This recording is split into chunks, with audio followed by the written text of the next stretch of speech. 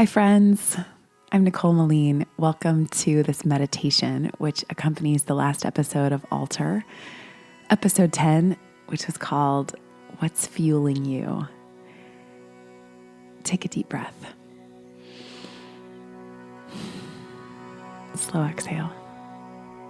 And again, inhale, and let that exhale anchor you into this moment. This space, this place where you are in. Each inhale, a choice of this place, a choice of the now and the space you find yourself in right now. A noticing of it, an attentiveness to it, a curiosity about what it has for you and what it might stir and call out in you.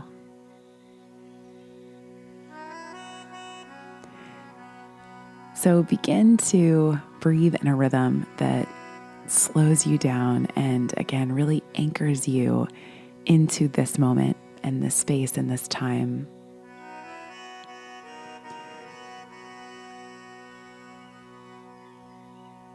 As people committed to our growth and to our transformation and our becoming, it's really easy to always be looking beyond where we are, right? To always be looking into the future, into the next place we're dreaming about visiting or moving toward, whether that's a physical space or whether that is where we are.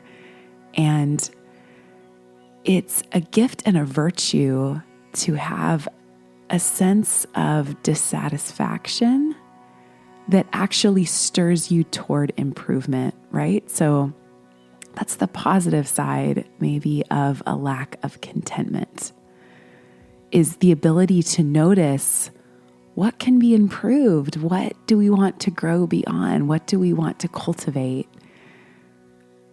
What's not aligning with our highest vision? But again, that's another side of a lack of contentment. And over time, that can really wear at us, right? And you can look back at a week or a year or a season of your life and notice, man, I just was not there. I just was not present because I was so focused on this upcoming thing or moving toward or growth toward, and really neglected cultivating the soil, the present of that moment. I really neglected being fully and totally there because I was so focused on what I was becoming, what I was training for, what I was growing toward. So in the last episode, which was a Q&R, question and response, which was a little all over the place, hopefully wonderfully in that way, I read you a quote of a book I've been reading recently by Wendell called The Unsettling of America. And I talked about that book, and I want to read you a quote from it today as a call and as a way to really visualize what it can look like to be fully home where you are, and that it's possible to both be committed to that and to be radically committed to your own growth and your own evolution, your own orientation toward the future and cultivation of what you need to grow into what you envision. So these words are from this first essay in this book, which I cannot recommend highly enough. The concept of country, homeland, dwelling place becomes simplified as the environment. That is what surrounds us. Once we see our place, our part of the world, as surrounding us, we have already made a profound division between it and ourselves. We have given up the understanding, dropped it out of our language and so out of our thought, that we and our country create one another, depend on one another, are literally part of one another. That our land passes in and out of our bodies, just as our bodies pass in and out of our land. That as we and our land are part of one another, so all who are living as neighbors here, human and plant and animal, are part of one another, and so cannot possibly flourish alone. That, therefore, our culture must be our response to our place. Our culture and our place are images of each other and inseparable from each other. And so neither can be better than the other. Culture, in that sense, I think we can think of as a synonym for future, what we're creating, what we're moving towards. It shares a root with that word cultivate, right? What are you shaping? What are you growing? The sentence that really astonished me in that quote, I want to just read one more time. We and our country create each other. So deep breath into those words. What do they stir in you?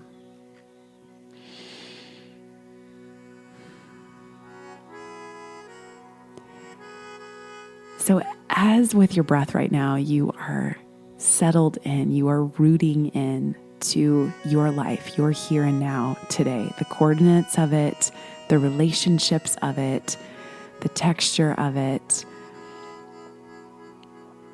What does it look like for you to be deeply at home and committed to this place as you're growing into the future, as you're becoming? What does it look like for you to garden well this place, these relationships that you are given, this situation that you are in, to be attentive to it with the belief, with the radical belief that you create each other? So often, the ways that we are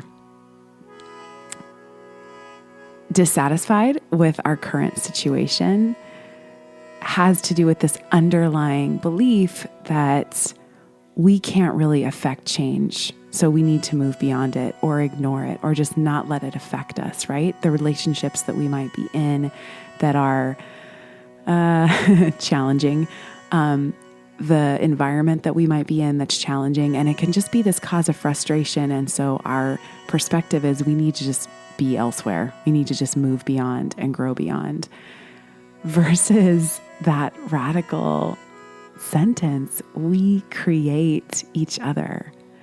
So as you move out into the world, whenever you are taking this moment, maybe it's at the beginning of your day or it's at the end of your day or middle of your day, whenever you're taking this moment, let it be a reset for you to, from this moment, move in your world as though, or because, you create each other. You affect the energy of everyone that you encounter. Your presence, your radical presence to this time and this place, you're choosing this time and this place that you're in, even as you are intentional about where you're headed, but your choosing of what you are given absolutely is contagious, absolutely creates an energy that calls in the presence and attention. And I'm going to say calls others into their highest. So first, let's envision for a few breaths what that would look like, what it would feel like in your body to choose the challenges that you're facing, to choose them as the country that you are creating and that is creating you. And one of the reasons I love Wendell and I'm so challenged by him is that he roots all of this in the natural world, right? He roots all of this in the soil and the garden and the field, and really draws our attention to how it is that we live in relationship with this planet and with each other. So today, as a monument to this shift that we're making of radical presence and choosing this now that we're given, is there some act that you could take that roots you into the place, the land that you are on? Maybe it is tending a plant in some way. Maybe it is watering a garden. Maybe it is going to a farmer's market so that you are attentively buying and supporting the economy and eating the food that comes from as close to the land that you are on as possible. And again, letting that, as Wendell says, pass through your body, and being attentive to the ways that we do create our own world. We create each other. Is there some action that you could take that's just going to bring your attention and bring your presence, and maybe also bring your value, right? Your impact economically on this exchange? Some way of seeding the ground that you're in, some way of cultivating the place where you're at. So beautiful if that might also take the shape relationally. So I also want to challenge you in that way. Is there some action that you could take in a relationship, and maybe especially a challenging one that's in the here and now, which you would like to move beyond? Is there some action that you could take of deep attention and care, of cultivation, taking the approach of a gardener who is choosing her land? Is there some action that you could take that would help to cultivate in you this choice of the here and now, this wanting to be radically present in what you have been given? So let's spend a few more breaths on these juicy, hopefully challenging questions. And envision and embody gardening well the land we are in, the country we are in, the city, the neighborhood, the street, the plot, the place, with this radically, mysteriously true banner that we create each other as we alter together. Namaste.